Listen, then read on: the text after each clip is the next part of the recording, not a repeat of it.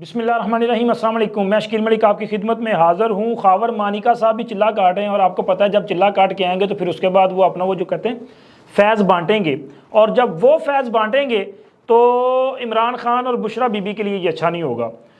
क्योंकि अब उनकी बयानात का मामला भी चल रहा है और इसके साथ साथ उनको अदालतें तलब करने भी जा रही हैं। और जनाब इसके साथ साथ आपको एक बड़ी खबर भी देनी है। खबर ये है कि एक और बड़ी गवाही भी आई है, ये खबर मानिका से अलग है, और ये गवाही आने के बाद इमरान खान और बुशरा बीबी और तहरीक इंसाफ के दौर में अरबों रुपए की जो करप्शन है इसको बेनकाब कर दिया गया है। कौन है जिसने ये सारी चीज़ें बेनकाब की हैं और वो बंदा किस हद तक ऑथेंटिक बात करता है ये मैं आगे चल के आपको बताऊंगा, लेकिन उससे पहले दरख्वास्त है कि हमारे इस चैनल को सब्सक्राइब कर दें, वीडियो को लाइक कर दिया करें, अपने फ्रेंड सर्कल में शेयर भी किया करें और इसके साथ साथ बेल आइकॉन को प्रेस भी ज़रूर करें ताकि हमारा जो नोटिफिकेशन है वो सबसे पहले आपके पास आए। तो जनाब तहरीक इंसाफ के दौरे हुकूमत में ये तो अब कोई इसमें दो राय है ही नहीं कि मुल्क को दोनों हाथों से बेदर्दी के साथ लूटा है। इन लोगों ने हीरे जवाहरात इकट्ठे किए हैं, इन लोगों ने कीमती तहाइफ की चोरी की है, तोशा खानों को बाप की जगीर समझ के यहाँ से बड़े बड़े जो कीमती तोहफे थे वो लिए हैं और फिर बाद में ओपन मार्केट में वो आला किस्म की बहुत ज़्यादा कीमत पे फ़रोख्त किए हैं और उसके बाद जालसाजी करके उनकी कीमत को कम ज़ाहिर करके झूठी रसीदें तोशा खाना में जमा करवाई हैं। पहले गैर कानूनी तरीके से लिए, फिर वो गैर कानूनी तरीके से बेचे, फिर गैर कानूनी रसीदें बना के गैर कानूनी तरीके से वो रसीदें जो हैं वो जमा कराई और अब उन्हीं की वजह से केसेस जो हैं इनके सामने हैं और उन केसेस में ये सज़ा भुगत रहे हैं। लेकिन इसके साथ साथ और भी बहुत सारी गवाहियाँ आ रही हैं, यानी कि इनके दौरे हुकूमत में पंजाब में जिस तरह से करप्शन का बाजार गर्म था, यहाँ पे वो एक अपना कठपुतली की तरह की हैसियत थी इसकी उस्मान बुज़दार की। मेरा ख्याल है कि आने वाले चंद सालों के बाद तो लोग भूल ही जाएंगे कि कहाँ यहाँ पे कोई चीफ मिनिस्टर था जिसका नाम उस्मान बुज़दार था। ठीक है, वो कठपुतली ही था, इससे ज़्यादा उसकी हैसियत और कुछ नहीं है। ठीक है ना, उसने कोई ऐसा काम किया। उसके दौरे हुकूमत में अगर किसी का हुक्म चलता था तो जनाब वो थी फराह गोगी। अब देखें, फराह गोगी वो शख्सियत है, ना वो MPA थी, ना MNA थी, ना कोई पार्टी ओहदा था, ना उसके पास कोई हुकूमती ओहदा था, ना वो मशीर थी, ना वो मावन खसूसी थी, लेकिन इसके बावजूद वो डिफेक्टो चीफ मिनिस्टर थी, उनका ही हुक्म चलता था। वो कहती थी कि फ़लाँ बंदे को फ़लाँ जगह पे आज ही पोस्ट करना है तो होता था जी, फ़लाँ को फ़लाँ से आज ही जो है वो ट्रांसफ़र करना है तो हो जाता था, क्योंकि पैसे की चमक चल रही थी ना। और यही जो चमक है इसकी हकीकत उस वक़्त के DG ISI ने बाकायदा तौर पे एक फ़ाइल के साथ, जिस तरह प्रोटोकॉल के साथ वज़ीर आज़म के पास चीज़ें जाती हैं, उन्होंने एक फ़ाइल तैयार की और उन्होंने बड़े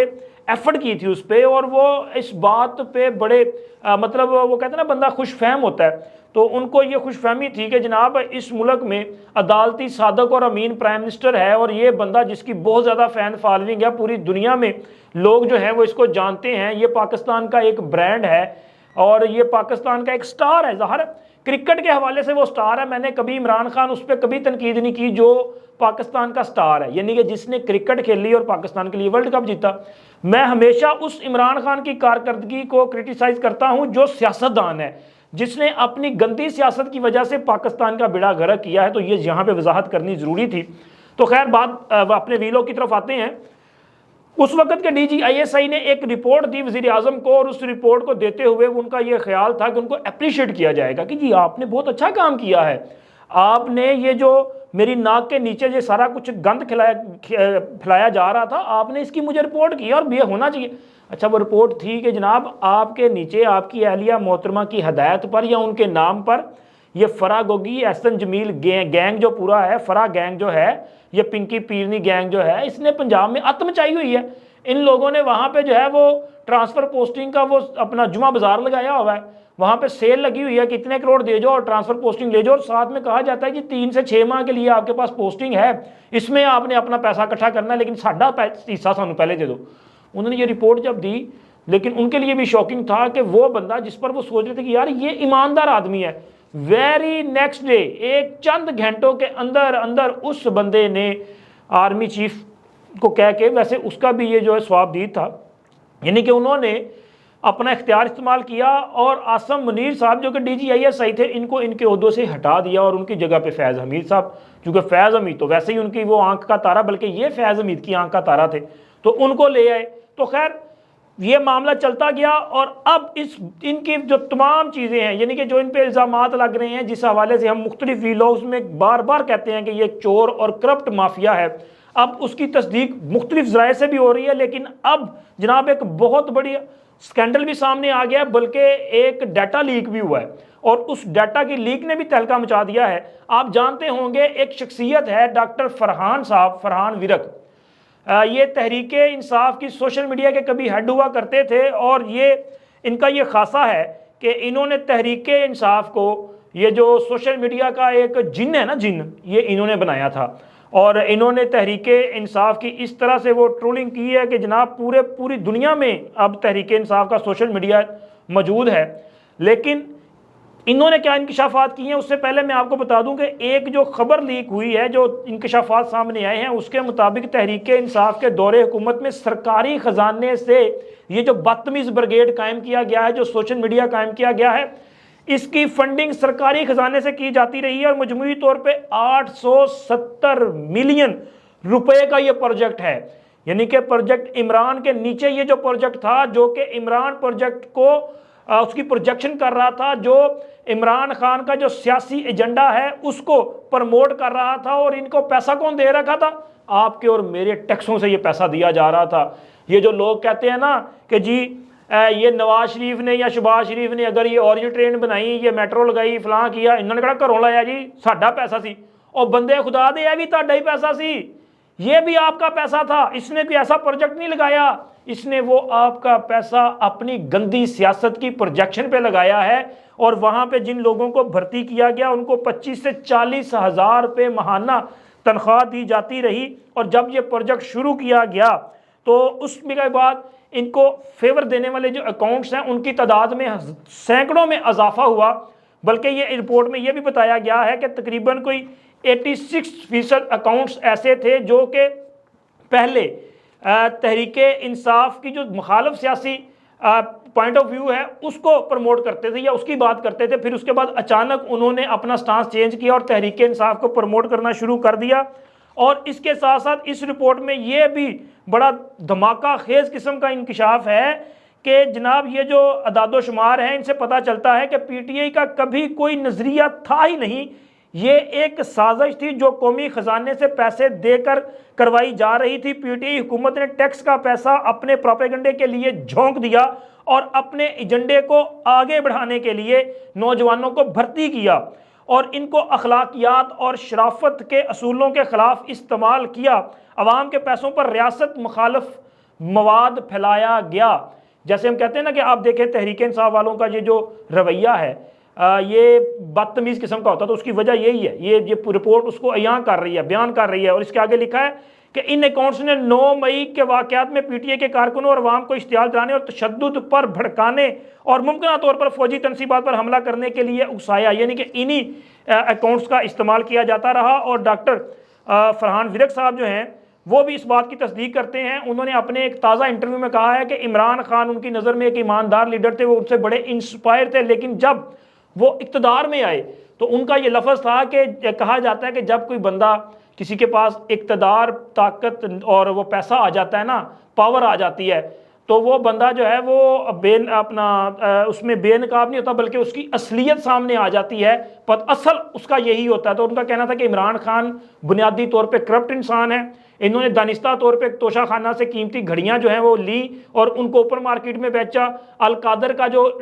اپنا وہ تھا کابینہ سے منظوری، یہ بھی دانستہ طور پہ بدنستی پہ مبنی تھی، یہ بھی انہوں نے کیا۔ مختلف پروجیکٹ میں جو کرپشن کی جاتی رہی یہ بھی دانستہ طور پہ کی جاتی رہی۔ ان کے دور حکومت میں پنجاب میں جو ہے وہ لوٹ سیل جو لگی ہوئی تھی اس میں مکمل طور پہ عمران خان ان کی اہلیہ محترمہ اور دیگر لوگ ملوث تھے، اور 9 مئی کی سازش میں بھی وہ کہتے ہیں کہ عمران خان پوری طرح سے ملوث تھے۔ یہ ایک بڑی گواہی ہے 9 مئی والے واقعات میں، اس سے پہلے آرمی چیف کی سازش کے حوالے سے، لیکن ان میں یہ بھی تصدیق کی جا رہی ہے کہ چونکہ وہ سوشل میڈیا کو ہیڈ کر رہے تھے نا، وہ بتاتے ہیں کہ کرپشن کس طرح سے کی جاتی رہی اور جو جو الزامات لگ رہے ہیں وہ بالکل سچے ہیں، اور ان لوگوں نے پاکستان کو باپ کی جگیر سمجھ کے دونوں ہاتھوں سے لوٹا ہے۔ اور اب جناب آتے ہیں کہ ان کے لیے جو مشکل ایک اور پڑتی جا رہی ہے، یہ جو خاور مانیکا صاحب نے چلہ پورا کر لیا، یعنی کہ چلہ کاٹ ہے نا، چلہ آپ کو سمجھتے ہیں، شیخ رشید صاحب کوئی 30-40 دن غائب رہنے کے بعد آئے تھے تو یہ ورڈ انہوں نے ایجاد کیا کہ میں چلہ کاٹ کے آیا ہوں، اور اس کے بعد انہوں نے ایک علم اٹھایا کہ جی انہوں نے لوگوں کو معافی دلوانی ہے، وہ لوگ جن سے غلطی ہو گئی ہے، جو بہکاوے میں آ گئے ہیں 9 مئی میں، جن سے جرم سرم ہو گیا لیکن وہ عام بندے جو ہیں ان کو معافی دے دی جائے۔ تو اب اسی طرح کا چلہ جناب خاور مانیکا صاحب نے بھی پورا کر لیا ہے، اور ان کا بھی بیان جو ہے وہ ریکارڈ ہونے جا رہا ہے۔ میں نے پہلے بھی آپ کو خبر دی تھی، لیکن یہ ایک بیان ان کا عدالت میں ریکارڈ ہوگا جس حوالے سے یہ عدت میں شدت کے نکاح والا جو معاملہ ہے نا، عدت میں نکاح والا، یہ اپنا عمران خان صاحب والا، کیونکہ اس میں عمران خان صاحب اور بشرا بی بی مکمل طور پہ پھنس چکے ہیں، اور اگر ان پہ اسلامی دفعات کا نفاذ کر دیا جاتا ہے تو پھر جناب بہت خطرناک قسم کی سزا ان کو ہو سکتی ہے۔ صرف میں آپ کو چند اس کی اہم جو نکات ہے وہ بتا دیتا ہوں کہ عمران خان کا یہ جو نکاح ہے یہ 1 جنوری 2018 کو ہوا ہے، اور یہ نکاح پڑھوانے والے مفتی سعید صاحب ہیں۔ مفتی سعید صاحب نے اس پہ اپنا جو بیان ریکارڈ کروایا ہے وہ اس بات کی تصدیق کرتے ہیں کہ 1 جنوری کو انہوں نے نکاح لاہور میں پڑھایا، اور اس کے جو گواہ تھے وہ اون چودھری اور زلفی بخاری تھے، اور اس کے بعد انہوں نے